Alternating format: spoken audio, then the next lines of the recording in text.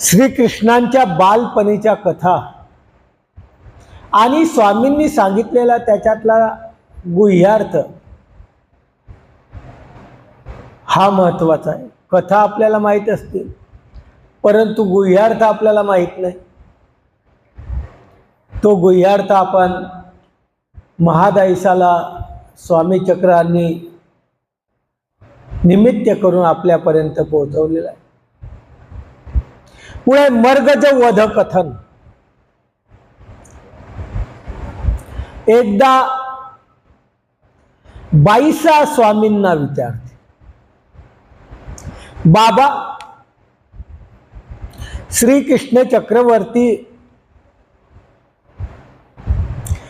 वेणू नाव मर्गजा असं काहीशी आता आपल्याला सर्वाला कल्पना असेल, वाटत असेल. श्रीकृष्ण चक्रवर्तीची मूर्ती आपल्या दृष्टीसमोर आल्यानंतर प्रत्येकाला वाटतं की श्रीकृष्ण चक्रवर्तीची मूर्ती सावळी होती, पिवळा पितांबर नेसलेला होता, हातामध्ये काय होती, काही नव्हतं हातात, बासरी होती. सांगत जाणं, बासरी होती. त्या बासरीची कथा आज आपल्याला या चरित्राच्या माध्यमातून कळणार. आपल्याला माहिती आहे की बासरीने श्रीकृष्ण चक्रवर्तीने वाजवलं, सर्व जगाला भुलून टाकली. ती बासरी म्हणजे काय? श्रीकृष्ण चक्रवर्ती ची कथा बाईसांनी स्वामींना विचारल्यानंतर स्वामी सांगतात, बाई श्रीकृष्ण चक्रवर्ती मर्गजू नावाचा दैत्य होता, राक्षस होता. मर्गज असं बांबूच्या वनाला म्हणतात.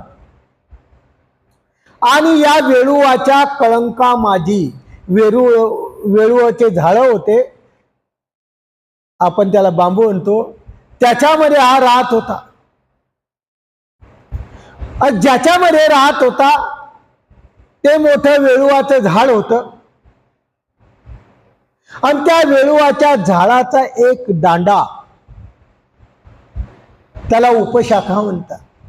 त्या उपशाखेचा वेणू श्रीकृष्ण चक्रवर्तींनी केला, म्हणजे बासरी केली. त्या दांड्याची बासरी केली म्हणून त्या बासरीला वेणू मर्गजा असं नाव झालं. आपल्याला आतापर्यंत मर्गजा नाव माहीत नसेल, परंतु मर्गजापासून तो वेणू तयार झाला म्हणून त्याला वेणू मर्गजा असं नाव झालं. बाईसा विचारते, बाबा मर्गज तर दैत्य होता, असुर होता, श्रीकृष्ण चक्रवर्तींनी त्याचा वध कसा केला? कथा सांगायला सुरुवात केली.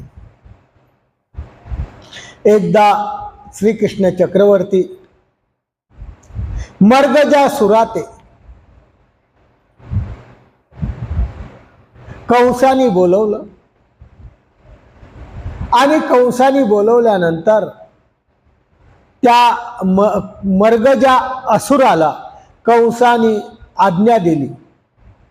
द्वापार युगामध्ये गोकुळामध्ये जो नंद आहे त्याचा पुत्र श्रीकृष्ण, त्याला वधायचा आहे. तो गोकुळात आला. वेळुवाची जाळी होती, त्या गोकुळामध्ये वेळुवाचे बांबूचे झाड होते दाट, त्याच्यामध्ये प्रवेशून राहिला. त्या वेळूच्या झाडामध्ये हा मर्गजा राहिला, प्रवेशून म्हणजे त्याच्यामध्ये शिरला. एकदा श्रीकृष्ण चक्रवर्ती गुरं चारत असताना चारता चारता चारता त्या बांबूच्या वनाजवळ गेले.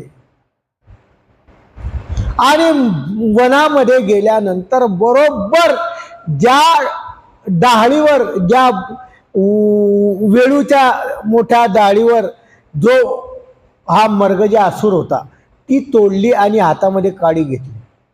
डांग म्हणतात, चरित्रातही डांग आली आहे.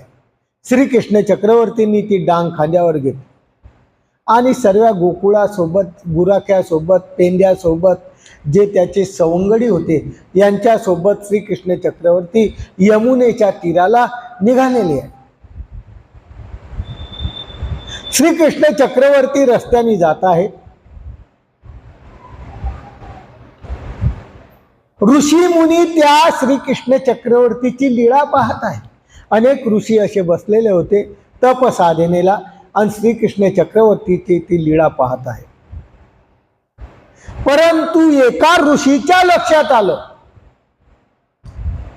त्या ऋषीच्या असं लक्षात आलं आणि तो ऋषी श्रीकृष्ण चक्रवर्तीच्या जवळ गेला आणि म्हणतो, ही जी तुम्ही डांग घेतली, ही जी काडी घेतली, निकी नव्हे, हे खराब आहे. मर्गजा असुर असेल त्याच्यात. ऋषी म्हणतात, हे नका घेऊ तुम्ही. श्रीकृष्ण चक्रवर्तीने काय केलं, कुऱ्हाड मागवली आणि कुऱ्हाड मागून त्या जे काडी होती, डांग होती, त्याचे 2 तुकडे केले. तोडू आदरली, मधून मर्गासूर निघाला. कोण निघाला? मर्गासूर म्हणजे आसूर निघाला. आसूर निघाला, मोठं रूप धारण केलं. राक्षसाचं प्रत्येक वेळेस आपण भलं मोठं विशाल असं रूप ऐकलेलं आहे, त्याप्रमाणे असं भलं मोठं रूप निघालं आणि त्याचे दात मोठे, डोळे मोठे, हे मोठे. ऋषी लोक तिथून पळायला लागले. काही ऋषी लोक स्तवन करायला लागले, श्रीकृष्ण चक्रवर्तीचं नामस्मरण करायला लागले. आपल्यावर हे संकट आलेलं आहे. श्रीकृष्ण चक्रवर्तीने त्या राक्षसाला दोन्ही पाय धरले आणि पाय धरून खडकावर काय केलं? आपटलं.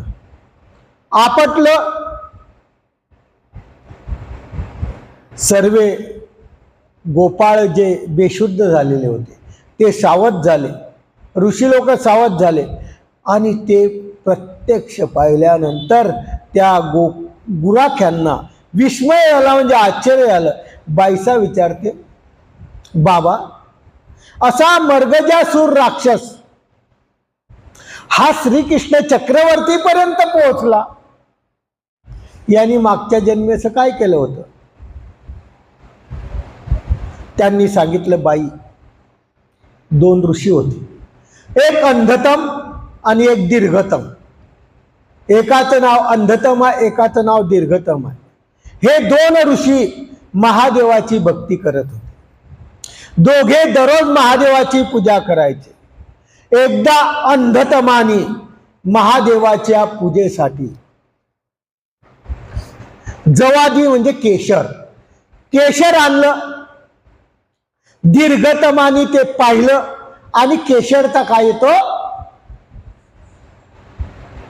सुगंध येतो ना, परिमळ येतो ना. तो परिमळ आला आणि तो संपूर्ण परिमळ त्या दुसऱ्या याने काय केला? घेऊन घेतला. म्हणजे दीर्घतमाने घेऊन घेतला. अंधतम आला, म्हणतो, अरे मी हे पूजेसाठी आणलं होतं, महादेवाच्या भक्तीसाठी. तू याला उष्ट केलं. आता मी कसं महादेवाला अर्पण करू? याच्यामध्ये तू वास घेऊन टाकला, तो उष्टा झाला. आता मी अर्पण करत नाही. आणि तू माझ्या भक्तीमध्ये प्रलंब लावला. मी तुला शाप देतो. काय शाप देतो?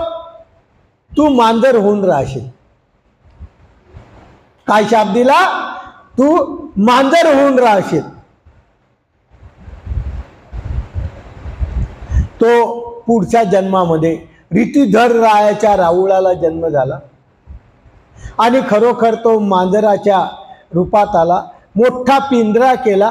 पिंजऱ्यामध्ये त्या मांजराला अटकवलं आणि अटकवल्यानंतर तो त्या ठिकाणी काही वर्ष राहिला, 7 वर्ष. आणि 7 वर्षानंतर एकदा आश्चर्य झालं. दररोज त्या मांजराला पाहायला जाणारे लोक, एकदा त्या पिंजऱ्यामध्ये ऋषी दिसला. काय दिसला? ऋषी. अरे, हा तर ऋषी आहे, तोडा हा पिंजरा. पिंजरा तोडायसाठी एका लोहाराला कोणाला तरी बोलवलं. पिंजरा तोडता तोडता काय झालं, पिंजरा अकुशलतेने तो तुटला आणि तो लोह तुटून त्या ऋषीच्या हाताला लागला. काकोस वर्धकी होता तो, ज्याने तोडला तो, आणि त्याला त्या ऋषीने शाप दिला. त्या दीर्घतमाने त्याला शाप दिला. काय शाप दिला? द्वापारेच्या अंती श्रीकृष्ण चक्रवर्ती विरोधे मुक्ती पावशील. तू श्रीकृष्ण चक्रवर्तीचा विरोध करशील आणि विरोधाच्या माध्यमातून तुला मुक्ती पावेल, म्हणून तो मर्गजा असुर जन्माला आला. तो मर्गजा असुर जन्माला आला आणि तो त्या गोकुळामध्ये जवळ मोठा पर्वत होता, त्याच्यामध्ये डोंगर कोरलेला होता, त्याच्यामध्ये तो परिवारासकट राहत होता. अशा प्रकारची कथा या 22 स्वामी चक्रांनी श्रीकृष्णाची सांगितलेली आहे. आणि हा कंसाच्या साह्याला ते लागे गेला. हा मर्गजासुराचा श्रीकृष्ण चक्रवर्तींनी नायनाट केला. पुढे कालिया सर्वालाच माहित आहे, सर्वाला माहित आहे. श्रीकृष्ण चक्रवर्तींनी कालियाचं मर्दन केलं. पण कसं केलं? श्रीकृष्ण चक्रवर्ती कालियाचं मर्दन केलं असं मी पुराणामध्ये ऐकलं, असं महादाईसांनी स्वामी चक्रांना विचारलं. खरं आहे काय?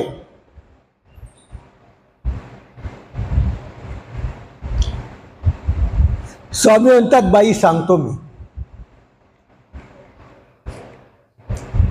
कालिया सर्प होता तो कद्रुपाच्या पोटी जन्मला. जो कालिया सर्प होता तो कद्रुपाच्या पोटी जन्मला. तो शेषाचा बंधू, शेषनागाचा भाऊ होता. असा 100 बंधूचा 9 शतफणा, त्याला 100 फणी होते. वासुकी भगवद्गीतेमध्ये आलेला आहे. सर्पानाम अस्मी वासुकी, सर्व सापामध्ये श्रेष्ठ असलेला वासुकी. त्यांनी पृथ्वी धरली असं पुराणामध्ये आलेलं आहे. शिराब्धी शेष नारायण त्याच्यावर शय्या करतो, म्हणून त्याला शेषशाही म्हणतात. त्याला काय म्हणतात? शेषशाही. अशा प्रकारचं तो महादेवाच्या कंठामध्ये राहतो. गरुड आणि सर्प दोघांचं काय आहे? वैर आहे. आणि त्यामुळं गरुडा त्या ठिकाणी आलेला आहे आणि गरुड आल्यानंतर ते कोपलेले आहे. सर्पाला गिळायला पाहता येते तेव्हा त्या ठिकाणी ऋषीचा शाप होता की अशा प्रकारचा तू सर्प होऊन जाशील, म्हणून तो त्या ठिकाणी सर्प झालेला आहे. त्या ठिकाणी तो गरुड निघून गेलेला आहे आणि तो सर्प ज्या यमुनेच्या तीरावर राहतो, यमुनेचा डोह होता, त्या डोहामध्ये तो सर्प काय होता? राहत होता. आणि तो सर्प त्यामध्ये राहत असताना त्याला शाप असल्यामुळे तिथे जो पक्षी जाईल तो काय होता? मरून जात होता. प्रत्येक पक्षी जावो मरून जात होता.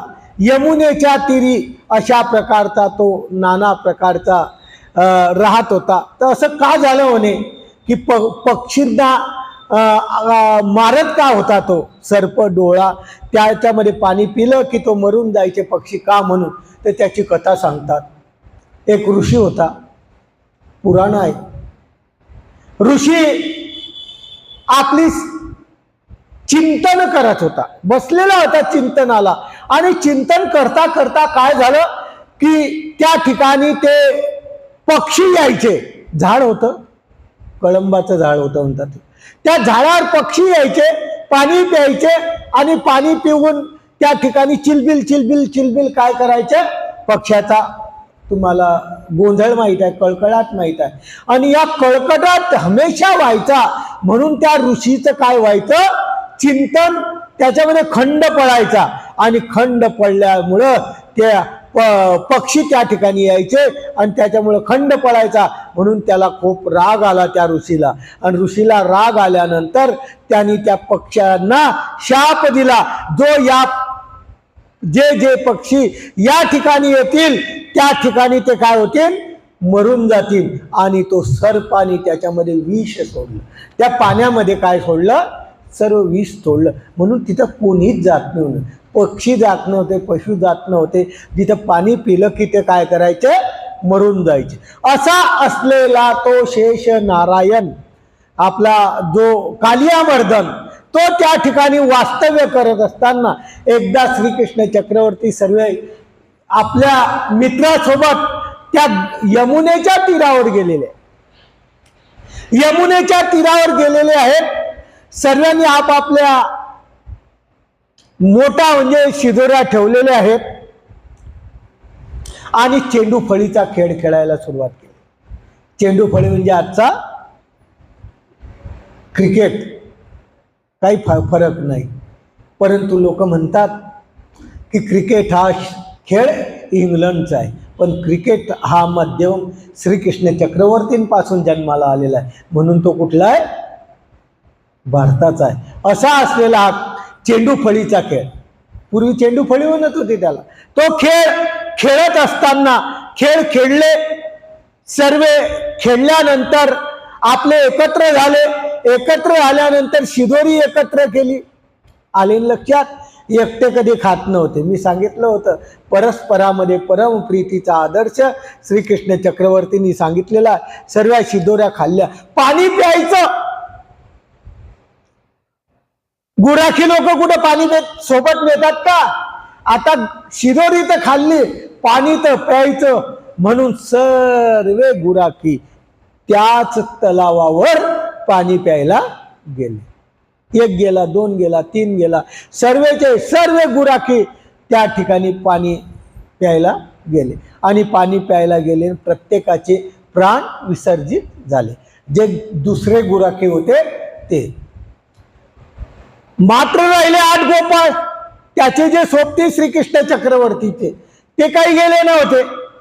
त्याचा सुदामा होता, बळ होता, सुबाळा होता, अशा प्रकारचे जे हे होते ते तिथं नाही गेले. ते परत चेंडू खेळायला लागले. बाकीचे अर्धे पाणी पिऊन संपले. बाकीचे चेंडू खेळायला लागले. चेंडू खेळता खेळता तो चेंडू असा उधळला, जसा उधळला तसा कुठं पडला, त्या पाण्यात पडला. पण पाण्यात पडावा ना, पाण्यात नाही पडला. पाण्यात एक मोठं कळंबाचं झाड होतं आणि त्या कळंबाच्या झाडाच्या फांदीला तो अटकला. चेंडू शोधताय, इकडे तिकडे शोधताय, कुठेही चेंडूचा शोध लागना. मग इकडं तिकडं पाहताय. श्रीकृष्ण चक्रवर्ती म्हणतात, मी चेंडूचा शोध घेतो, तुम्ही बसा. बळभद्र म्हणतात, मी येतो तुमच्या सोबत. दोघही आहे सोबत. बलिभद्र म्हणतात, मी येतो. ते म्हणतात, नाही नाही, तुम्ही कशी काय येता, तुम्ही इथं थांबा, कारण मी जातोय पाण्यामध्ये. जर कोणी आलं, सर्व लोकाला समजेल, मग लोक टाहो फळतील, सर्व गोकुळातले लोक येतील. तुम्ही त्यांना काय करा, सांभाळा. मी तोपर्यंत त्या डोहामध्ये जाऊन येतो. त्या डोहात जो काळिया होता, श्रीकृष्ण चक्रवर्तींनी त्या पाण्यामध्ये उडी मारली. नेमकी त्या कळंबाच्या झाडावर गेले. तिथे चेंडू होता. चेंडू उचलून आणायचा होता, आणलाही असता, पण श्रीकृष्ण चक्रवर्तींनी काय केला, तो चेंडू धक्का मारला. त्या डाळीत अटकलेला होता ना, त्याला काय मारला, धक्का मारला. आणि तो जसा पडला तसा शेष नारायणाच्या अंगणामध्ये पडला. खाली जो शेष नारायण झोपलेला होता त्याच्या अंगणामध्ये पडला. श्रीकृष्ण चक्रवर्तींनी उडी मारली. उडी मारली, त्या सर्व सेविका एकदम उठल्या. अरे बाबा, तू कसं काय इकडे आला, हा खूप खराब नाग आहे, हा तुला खाऊन घेईल. म्हणे आमचा चेंडू पडला. म्हणे चेंडू घेऊन जाय, त्याची झोप आहे अनेक. तोपर्यंत तू चेंडू घेऊन जाय, उभा नको राहू. त्यांनी काय घेतला, चेंडू घेतला. श्रीकृष्ण चक्रवर्तींनी त्याच्या फणीला मारला, त्याला जागी केलं आणि तो चौताळला. साप काय याला चौताळला. हा कोण आलं इथं, तू का प्राणाला मुंचायला आला का म्हणे. त्याच्यामध्ये संपूर्ण विष होत, त्याच्या फणीमध्ये संपूर्ण विषाच्या जाळा होत्या. श्रीकृष्ण चक्रवर्तीला तो झोंबायला लागला. श्रीकृष्ण चक्रवर्ती त्याला झोंबायला लागले. असा बराच वेळ त्या खाली पाण्यामध्ये हे चालू आहे. गोकुळ गोवर्धन जे होते ते काय झाले, गरुडाला आव्हान केलं. वर ते झोपलेले होते ना, पाणी पिऊन मेलेले होते, त्यांना गरुडाला आव्हान केलं आणि गरुड आल्यानंतर त्यांचं विष त्यांनी काय केलं, शोषण केलं. गरुड हा सर्पाचं विष काय करतो, काढून घेत असतो. विष काढून घेतलं. सर्व गोकुळातले जे गुराखी लोक होते ते काय झाले, निर्विष झाले, चांगले झाले. इकडे श्रीकृष्ण चक्रवर्ती खाली आहेत आणि श्रीकृष्ण चक्रवर्तींनी त्याला मारलं नाही, त्याच्या फणेवर उभे राहिले. नतमस्तक झाला तो, त्याच्या फणेवर उभे राहिले, फणीवर उभे राहिले आणि त्याला मारणार तेवढाच त्याच्या ज्या स्त्रिया होत्या, सर्व त्याच्या दाशा होत्या, त्यांनी श्रीकृष्ण चक्रवर्तीला हात जोड आणि हात जोडल्यानंतर शब्द उच्चारलेला आहे, आम्हा चुडे दान द्यावे जी.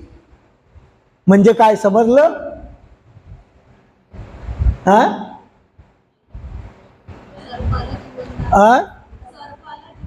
ते तर, पण चुडेदान म्हणजे काय, बाया आहे, चुड्या म्हणजे बांगड्या. पती मेल्यानंतर बांगड्या काय करावं लागतात, फोडावं लागतात. तेव्हा त्यांनी श्रीकृष्ण चक्रवर्तीला विनंती केलेली आहे, आम्हाला चुडेदान द्या, म्हणजे आमचा पती आम्हाला वापस करा. किती सुंदर भाषा आहे की अशा प्रकारचं त्या श्रीकृष्ण चक्रवर्तीला त्यांनी विनंती केली. अनेक शब्दाने श्रीकृष्ण चक्रवर्तीची स्तुती केली, प्रार्थना केली आणि त्या काळीयाला श्रीकृष्ण चक्रवर्तींनी सांगितलं, जाय तू, आम्ही आता तुला सोडून देतो, पण एक अडचण आहे, या तलावात या डोहात तू कधी थांबायचं नाही. हे जे पाणी आहे हे पाणी सर्व आतापर्यंत विषारी केलेलं आहे, तू हे निर्विष करून टाकायचं पाणी. आणि श्रीकृष्ण चक्रवर्ती त्याच्या फणेवर बाहेर आले. बाहेर आल्यानंतर सगळ्या गावात झालं, गोकुळातला कृष्ण बुडाला, कृष्ण बुडाला, कृष्ण बुडाला. नंद गोपिका सर्वेचे सर्वे आले. उदकाच्या त्या काठावर सर्वे तळतळा छाती ठोकताय, कोणी आक्रोश करताय, परंतु श्रीकृष्ण चक्रवर्ती त्या ठिकाणी आले आणि त्या सर्पानी श्रीकृष्ण चक्रवर्तीला दंडवत केला, नतमस्तक झाले. सर्व गोकुळाला, नंदेला, यशोदेला, सर्व गोकुळाला आश्चर्य झालं आणि त्या काळीयाला मारलं नाही. त्या ठिकाणून काय केलं, फक्त ती जागा सोडायला लावली. आपण काय तो कालिया मर्दन, मर्दन म्हणजे मारणे, मारलं नाही त्याला. त्या ठिकाणून ती जागा सोडून दुसरीकडे जायला लागलं. तेव्हापासून तो कालिया ते स्थान टाकून तिथून जो गेला तर अद्यापपर्यंत त्या यमुनेत जो डोह जिथं असेल तिथं आतापर्यंत सर्प नावाची वस्तू आलेली नाही. आणि सर्व पक्ष्यांना, प्राण्यांना निरुपद्रव श्रीकृष्ण चक्रवर्तींनी केलं. ते उदक सुद्धा सुंदर असं केलं आणि उदक निरुपद्रव करून श्रीकृष्ण चक्रवर्तींनी सर्वांसाठी ते स्थान खुलं केलं. अशा प्रकारचा आदर्श श्रीकृष्ण चक्रवर्तींनी कालियाच्या मार्फत आपल्याला दिला. पुढे 3 राक्षसाला मारला याच्यात पुढच्या लीळेमध्ये.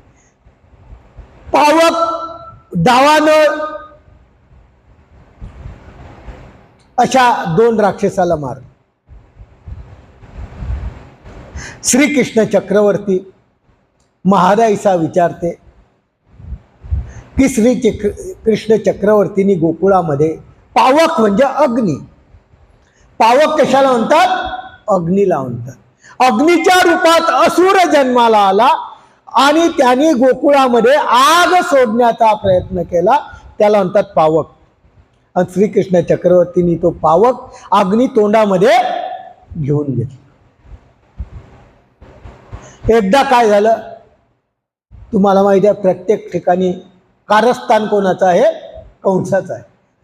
कंसाने पावकाला बोलवलं, गोकुळामध्ये जा, नंदाच्या पुत्राला मारून टाक. तो गोकुळात आला. मध्यान्ह रात्री खूप मोठी आग लावली. इतकी आग झाली, संपूर्ण आकाशात ज्वाला गेल्या. त्यामुळे संपूर्ण गोकुळात कल्लोळ निर्माण झाला. आग लागली, आग लागली, आग लागली. आणि संपूर्ण गायी गोधने हंबरडा फोडायला लागल्या. गोपाळ इकडे तिकडे फिरायला लागले, जीव वाचवायला लागले, काकुळती करायला लागले. सर्व श्रीकृष्ण चक्रवर्ती जवळ आले. प्रत्येक गोकुळातल्या माणसाला, प्रत्येक गुराख्याला श्रीकृष्ण चक्रवर्ती अजब अशी श्रीमूर्ती आहे त्यांना कळालं होतं. फक्त नंद आणि यशोदेला कळालं नाही. ते श्रीकृष्ण चक्रवर्ती जवळ आले आणि श्रीकृष्ण चक्रवर्तीला विनंती करायला लागले काकुलतेनी, श्रीकृष्णा राख आम्हाला, तुझ्याशिवाय आमचे प्राण आज वाचणार नाही. तू आतापर्यंत बहुत दैत्य निर्धाळिले, अनेक दैत्याचा तू नाश केला, याशीही कर. अशा प्रकारचा श्रीकृष्ण चक्रवर्तीला सर्वांनी विनंती केली आहे. श्रीकृष्ण चक्रवर्ती म्हणतात, तुम्ही सर्व आले ना, डोळे झाका. सर्वांनी डोळे झाकले. श्रीकृष्ण चक्रवर्तींनी पाहिलं, सर्वांनी डोळे झाकले. श्रीकृष्ण चक्रवर्तींनी तोंड आ केला. सर्व अग्नी कुठे गेला? मुखामध्ये गेला. मुखामध्ये गेल्यानंतर स्वामी थोड्या वेळाने म्हणतात, आता सर्व डोळे उघडा. डोळे उघडले. गोकुळावर मेघाचा वर्षाव झाला, पाऊस पडला. स्तवन करायला लागले श्रीकृष्ण चक्रवर्तीचं. तेव्हा श्रीकृष्ण चक्रवर्तींनी अशी एक हे आहे की श्रीकृष्ण चक्रवर्तींनी एक दत्तात्रय प्रभू बाबाचं चिंतन केलेलं. या मार्गाशी आदिगुरु श्री दत्तात्रय महाराज या चरित्राच्या माध्यमातून आपल्याला कळतं की श्रीकृष्ण चक्रवर्तींनी दत्तात्रय प्रभूचं चिंतन केलं. मग दत्तात्रय प्रभू बाबांनी ते मेघाला आज्ञा केली आणि आज्ञा केल्यानंतर परत पाऊस पडला आणि परत गोकुळ जसंच्या तसं झालं. याच्यामध्ये सांगायचं तात्पर्य असं आहे की प्रत्येक अवतार हा परमेश्वराचा आहे आणि दत्तात्रय प्रभू प्रत्येक गोष्टीला आज आहे. म्हणून दत्तात्रय प्रभू बाबाचं नामस्मरण चिंतन श्रीकृष्ण चक्रवर्तींनी या ठिकाणी केलेलं आहे. आणि परत जसंचा तसा ज्याला गोकुळ म्हणतात ते त्या ठिकाणी केलं. कृष्ण आमची माय, कृष्ण आमचा बंधू, कृष्ण आमचा चुलता, संपूर्ण गोकुळ म्हणायला लागलेला आहे. कृष्ण हा आमचा ईश्वर, कृष्ण हा आमचा ईश्वर आहे, आमचं कुलदैवत आहे. आपलं कुलदैवत वेगळं राहील, पण त्या गोकुळाला सर्वांना कळालं की आमचं कुलदैवत कोण आहे? श्रीकृष्ण चक्रवर्तीच आहेत. अशा प्रकारचं स्तवन करायला लागलेली आहे. श्रीकृष्ण चक्रवर्तींनी सर्वांना पाठवणी दिलेली आहे. अशा प्रकारची ती कथा. पावक पूर्वी कोण होता? महादेसांनी परत विचारलं, हा पावक कोण होता? स्वामी म्हणतात, अहिक नावाचा एक ऋषी होता. इतके ऋषीचे नाव झाले की सर्व आपले पाठच असते, त्याच्यामुळे शंका नाही. प्रत्येक ऋषीचं नाव आपलं आतापर्यंत तोंडी पाठ आहे. म्हणून हा एक ऋषी, याचं नाव काय होतं? अहिक ऋषी.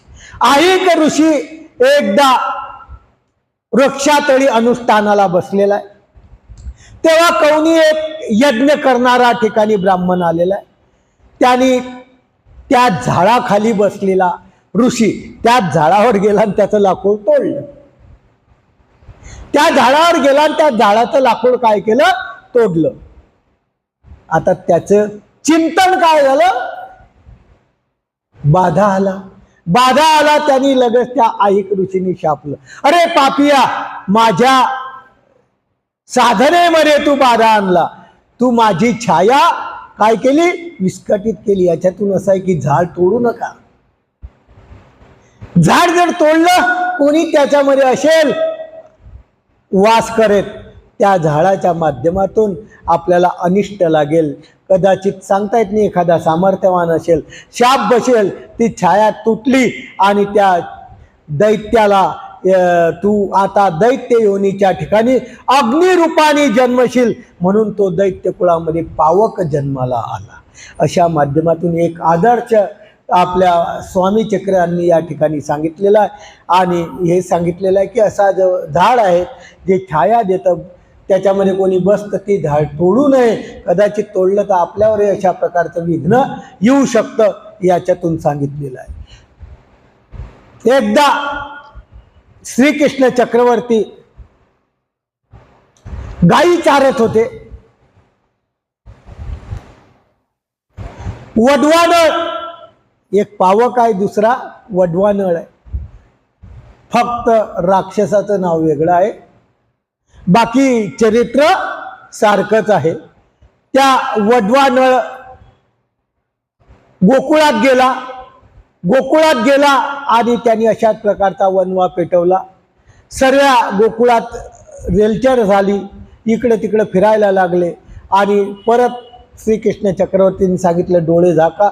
डोळे झाकले, त्या अग्नीला, त्या असुराला श्रीकृष्ण चक्रवर्तींनी गिळून टाकला आणि परत ते गोकुळ पहिल्यासारखं झालं. अशा प्रकारचे 2 राक्षस या चरित्रामध्ये श्रीकृष्ण चक्रवर्तींनी त्यांचा काय केला, नायनाट केला. पुढच्या लीळेमध्ये 3 राक्षस आहे. आता किती राक्षस झाले हे आपणच मोजायचं आहे, मी शेवटी विचारणार. आता याच्यात 2 झाले, पुढच्या याच्यात किती आहे, 3 राक्षस.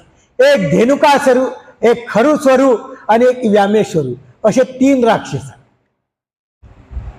या 3 राक्षसाचा श्रीकृष्ण चक्रवर्तींनी वध केलेला. महादाईसाने प्रश्न केला, पुराणामध्ये एक कथा आलेली आहे. महादाईसाने ऐकून स्वामींना विचारलं, श्रीकृष्ण चक्रवर्ती धेनुकू, खरू, व्यामू 3 राक्षसाला कसा वध केला. किती राक्षस झाले, हे 3 न मागचे 2 झाले 5. तुमचे 25 बी कुठे लागणार नाही. म्हणून आपण मोजायचे आहे कमीत कमी की किती राक्षस आहे. 12 काढले होते, 12 कुठंच गेले. अशा प्रकारचे हे 3 राक्षस श्रीकृष्ण चक्रवर्तींनी या ठिकाणी मारलेले आहे. कमीत कमी श्रीकृष्ण चक्रवर्तींनी किती राक्षस मारले आपल्याला माहित तर पाहिजे. असे 3 राक्षस श्रीकृष्ण चक्रवर्तींनी मारलेले. ते कसे वधले, स्वामी श्रीकृष्ण चक्रवर्तींनी कसे वधले, असे महादाईसांनी स्वामी चक्रांना प्रश्न विचारला. आणि स्वामी चक्रधर त्याचा आपल्याला काय करणार आहे, उत्तर देणार आहे. श्रीकृष्ण चक्रवर्तीच्या घात करण्यासाठी धेनुकासुर नावाचा एक राक्षस होता. तो पाठवला, तो वृंदावनाला आला. श्रीकृष्ण चक्रवर्ती खेळ खेळत होते. धेनुकासुर त्या ठिकाणी आला आणि काही न विचार करता श्रीकृष्ण चक्रवर्तीवर पाठीमागून, ज्याला हल्ला म्हणतात, तो पाठीमागून हल्ला केला. त्याला वाटलं काय दिसतं, पण परमेश्वर सर्व दृष्ट आहे, परमेश्वराला सर्वीकडचं दिसतं. आणि त्यांनी मागून अशा प्रकारचा प्रहार केल्यानंतर श्रीकृष्ण चक्रवर्तींनी सरळ त्याचे पाय धरले. पाय धरून पुढच्याला कोणता नो चान्स, श्रीकृष्ण चक्रवर्तींनी पुढच्याला कोणताही चान्स कधी दिला नाही. आला म्हणजे संपला. 2 पाय धरले, आपटला भूमीला. इतका जोरात आपटला की नद्यांना पूर आले, ते रक्ताचे आले.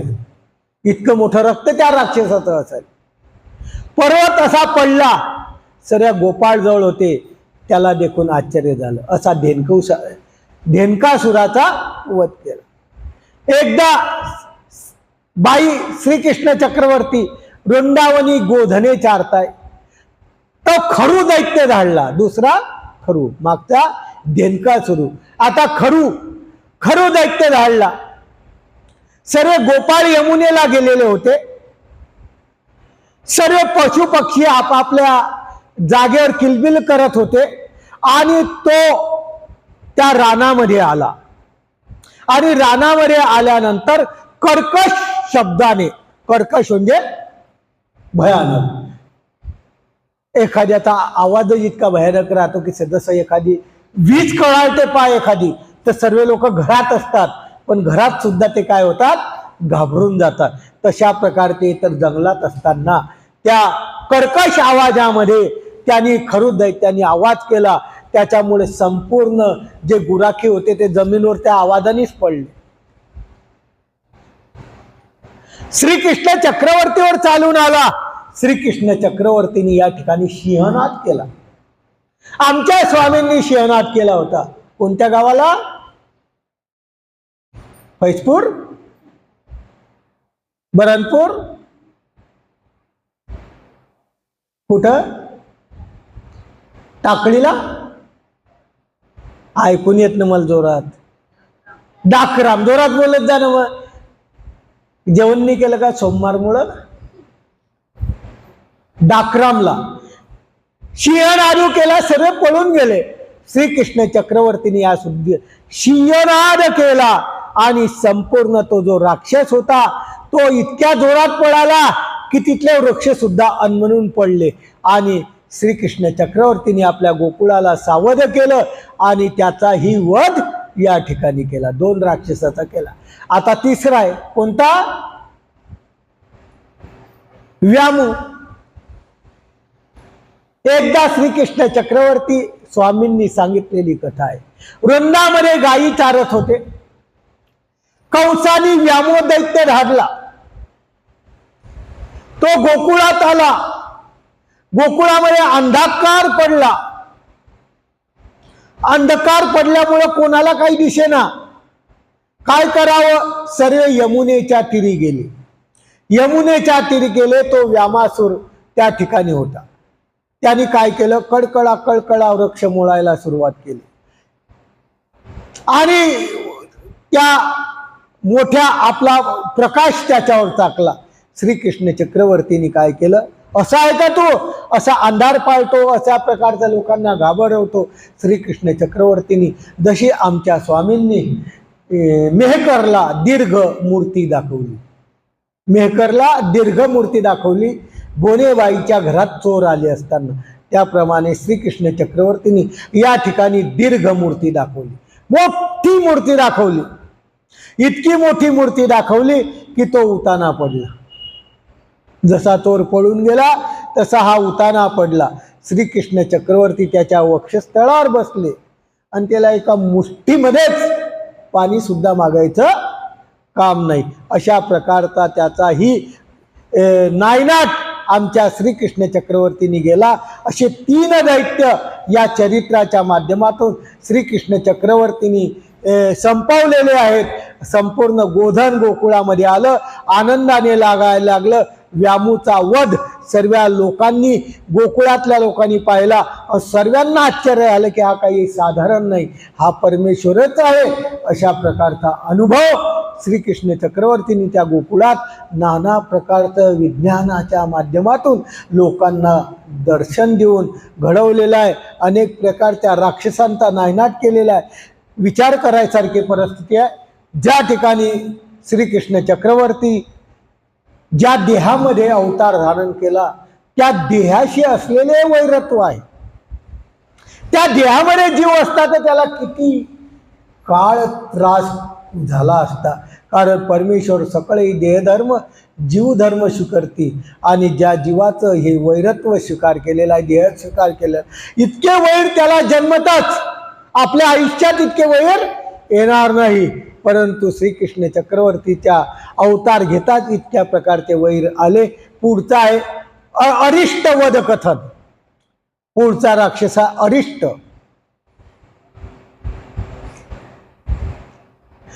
कोणत्या तरी एक निरोपण चालू होतं स्वामी चक्रांच्या चरित्राचं मध्ये. स्वामी बसलेले आहे, भक्तिजन नाना स्वामी निरोपण करत आहे.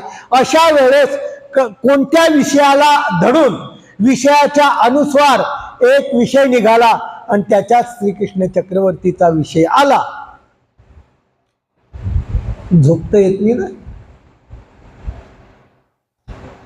समजून घ्यायचं हे सर्व राक्षस मर्दन होत आहे. आणि या ठिकाणी आपल्याला डोळा लागला की आपण सुद्धा त्या वंशातले, आपण सुद्धा त्या वंशातले. समजून घे की आपण त्याच वंशातले. कारण श्रीकृष्ण चक्रवर्तीचा जन्म झाला तेव्हा कोण झोपलं? कोण झोपलं? वसुदेव, देवकी, देवता, कंस झोपला. कंसाचे साथीदार झोपले.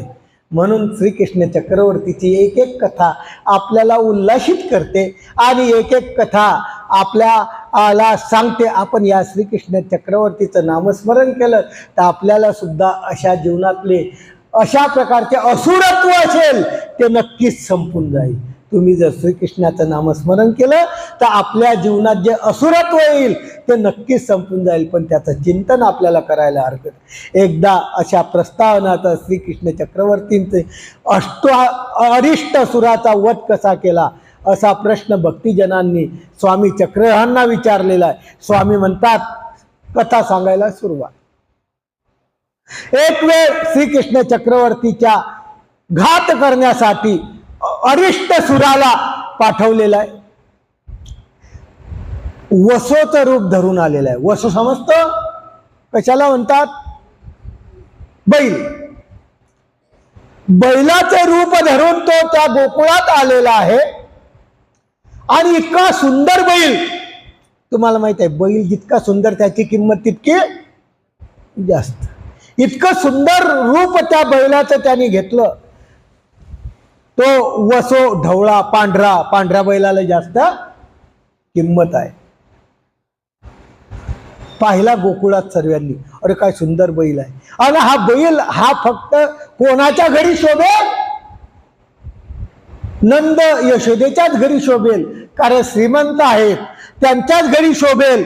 म्हणून सर्व गोकुळातल्या गुराख्यांनी लोकांनी विचार केला, त्या बैलाला धरून आणलं आणि नंद राजाच्या अधीन केलं की इतकं सुंदर बैल आपल्या तुम्हीच शोभू शकतात, तुम्हीच वागवू शकतात. नंदाला खुद्दा आनंद झाला. त्याला अंगणात बांधण्यात आलं. सायंकाळ झाली. श्रीकृष्ण चक्रवर्तीला माहीतच आहे, त्यांना काही सांगायची गरज नाही. श्रीकृष्ण चक्रवर्ती त्या ठिकाणी बसलेले आहे आणि तो बैल सोडल्या गेल्यानंतर काय झालं? तो गवळ्याच्या पाठीमागे लागला. तो राक्षसच होता, तो बैलच नव्हता.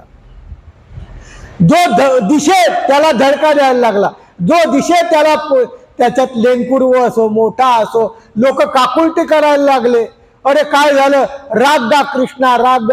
हा वसो नाही, हा बैल नाही, हा कंसाने धाडलेला आमच्यासाठी काळ आहे असं श्रीकृष्ण चक्रवर्तीला ते गुराखी लोक सांगतात.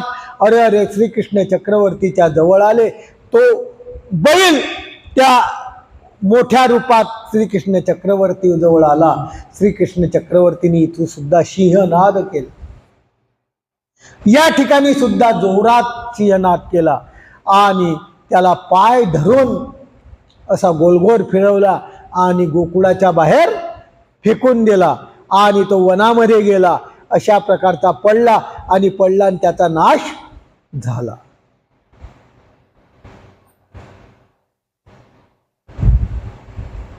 जी विचारतात प्रश्न, हा अरिष्टासूर कसा झाला? अरिष्टासूर सांगायला सुरुवात केली. एकदा काय झालं? स्वर्गीय इंद्राचे 5 वसो, इंद्राचे 5 बैल राहतात. त्याच्यामध्ये कामधेनू एक होती. इंद्राचीच आहे ना कामधेनू. कामधेनू सुद्धा एक होती. 5 बैल आणि गाय एकदा रस्त्याने जात आहेत आणि जात असताना एक वृद्ध आश्रम होता. त्याच्यामध्ये एक ऋषी बसलेला होता आणि ऋषी बसलेला असताना त्याची इच्छा त्या कामधेनूच्या कडे गेली आणि कामधेनूच्या कडे गेली आणि त्याची इच्छा झाली. म्हणजे त्या कामधेनूवर वाईट भावना या ऋषीची झाली. कामधेनू जवळ आली, तिने त्याच्या मनातलं जाणलं. कामधेनूने त्याला शापलं. अरे माझ्याविषयी असा विचार करतो. त्या ऋषीला शाप दिला, ऐसा तू उन्मत्त दैत्याच्या योनीच्या ठिकाणी वृषभ होऊन जन्माला. आणि कामधेनूला त्यांनी प्रार्थना केली. पूर्वीच्या काळात शाप आणि उत्शाप खूप होते. शाप दिल्यानंतर त्याच्या पाठीमागे उत्शाप सुद्धा, म्हणजे जसा रोग त्याला औषध, अशा माध्यमातून उत्शाप मागितला.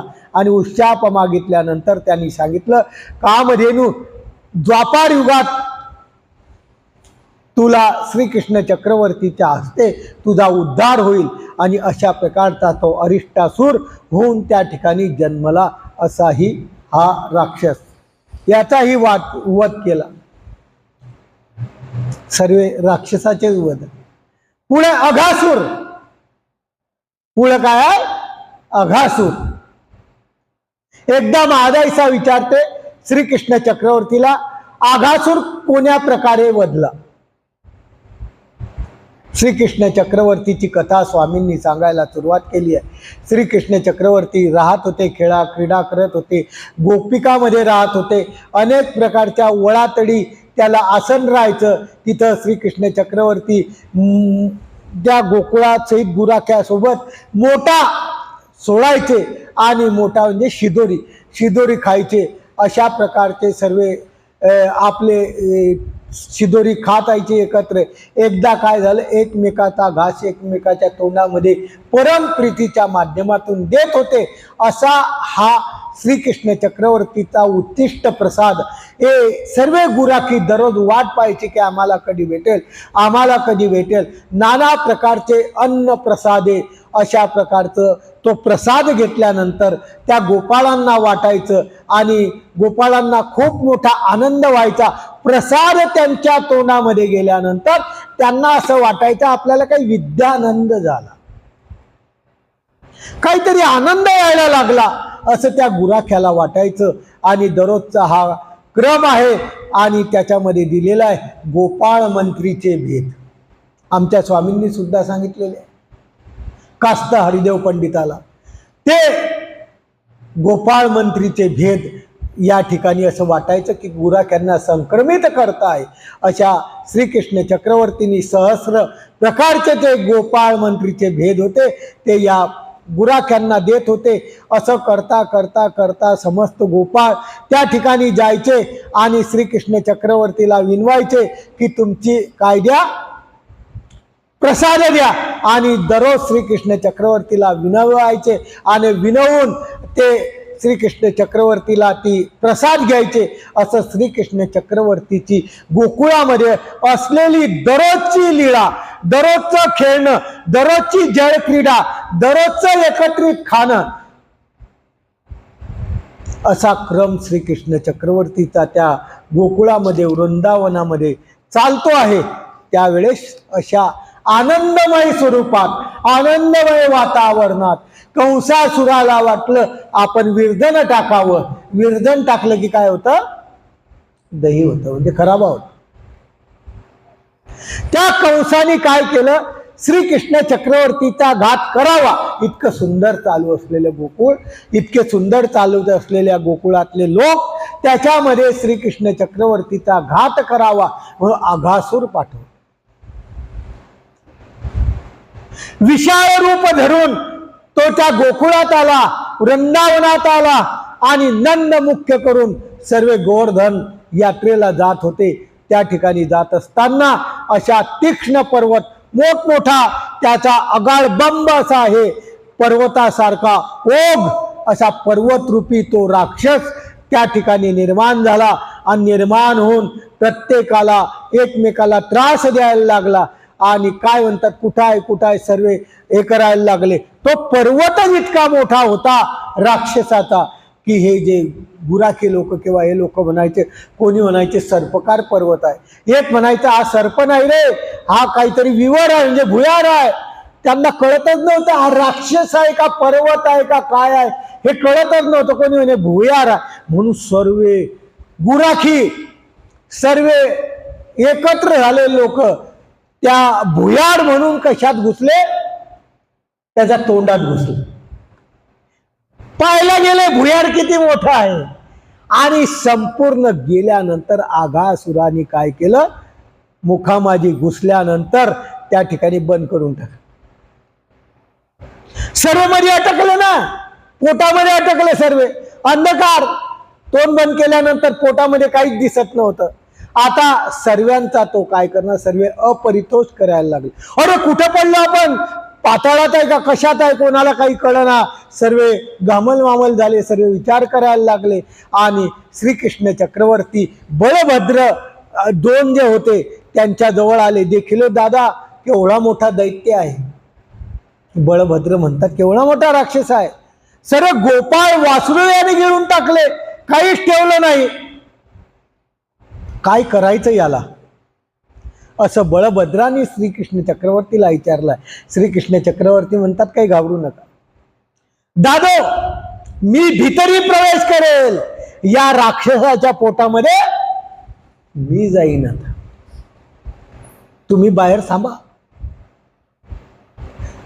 श्रीकृष्ण चक्रवर्ती त्या मुखामध्ये गेले. सर्व देवता गजबजायला लागल्या. श्रीकृष्ण चक्रवर्ती उदरात नाही गेले, श्रीकृष्ण चक्रवर्ती मुखात गेले. आणि मुखात गेल्यानंतर घाटीच्या जवळ गेले. कुठे गेले, घाटीच्या जवळ. म्हणजे जिथं आपल्याला गळा दाबले की काय होतं, श्रीकृष्ण चक्रवर्ती घाटी माझी प्रवेशले.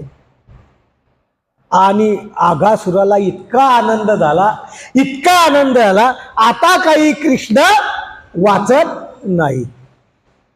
श्रीकृष्ण चक्रवर्ती त्याच्या हृदयात गेले आणि आघासुराचा रोख आहे तो पाहिला.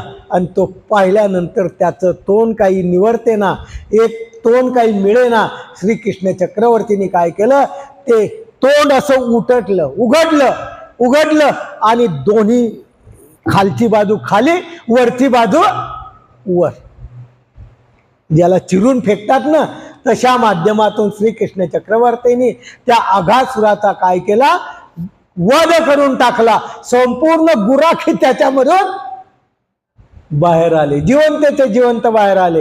सर्व अशा प्रकारचे श्रीकृष्ण चक्रवर्तीची आराधना करतात. आमच्यावर काळ आला होता आणि या काळापासून तुम्ही रक्षिलं, गोकाळ सर्व पाहायला लागले. आमचा हा परमेश्वर, हा गोकुळातला कृष्ण नाही तर हा आमचा सर्वांना काय झाला, एक आदर्श की हा परमेश्वर आहे. परमेश्वर मानव वेशामध्ये अवतरतात आणि अवतरून मानवाच्या वेगळं काहीतरी करतात. या दृष्टीतून श्रीकृष्ण चक्रवर्तींनी हा आदर्श त्या गोकुळामध्ये दाखवून दिला की खरोखर हा परमेश्वर आहे. येणे बहुत वेळ रक्षिले, आतापर्यंत प्रत्येक वेळेस रक्षण केलं असेल तर आमचं श्रीकृष्ण चक्रवर्तींनी केलं. श्रीकृष्ण आमची माय, श्रीकृष्ण आमचा बाप. आघासुराचा वध देखून देवांनी सुद्धा, देवता लोकांनी सुद्धा पुष्पवर्षाव केला. आकाशामध्ये आनंदाचे नगारे वाजायला लागले, जय जयकार प्रवर्तला. आघासुराचे जीव ज्योती काय झाली, संपून गेली. श्रीकृष्ण चक्रवर्तींनी आघासुराला काही एक दिले. मग श्रीकृष्ण चक्रवर्ती गोपाळ घेऊन वृंदावनाला आले. अशा प्रकारचं श्रीकृष्ण चक्रवर्तींनी कोणाचा वध केला, आघासुराचा वध.